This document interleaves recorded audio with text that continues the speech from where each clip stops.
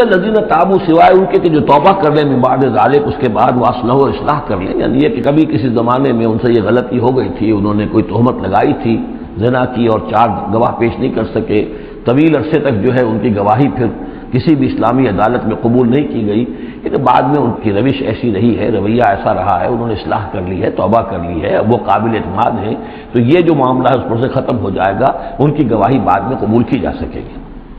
فإن اللہ غفور الرحیم، تو اللہ غفور اور رحیم ہے۔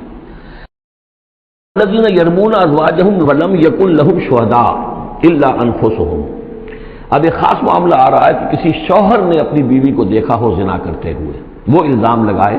کہ میں نے دیکھا ہے اپنی بیوی کو زنا کرتے ہوئے، درحال ہے کہ اس کے پاس 3 اور گواہ نہیں ہیں، لیکن چونکہ یہ معاملہ ہے شوہر اور بیوی کا،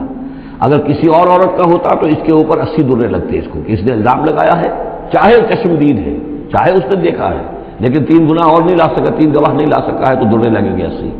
لیکن معاملہ کیونکہ بیوی کا ہے، اس کے لیے خاص قانون ہے، اس کو لعان کہتے ہیں، وہ یہ ہے کہ والذین یرمون ازواجہم، جو الزام لگائیں زنا کا اپنی بیویوں پر، ولم یکن لہم شہداء، اور ان کے پاس گواہ موجود نہ ہو، الا انفسہم، سوائے ان کی اپنی جانوں کے، انہوں نے خود دیکھا ہے، فشہادۃ احدہم 4 شہادات باللہ، تو یہ ایک شخص کی گواہی بھی 4 گواہیاں شمار کی جائیں گی، جبکہ وہ قسم کھائے اللہ کی، انہ لمن الصادقین، کہ وہ سچا ہے، حلفیہ بیان کرے۔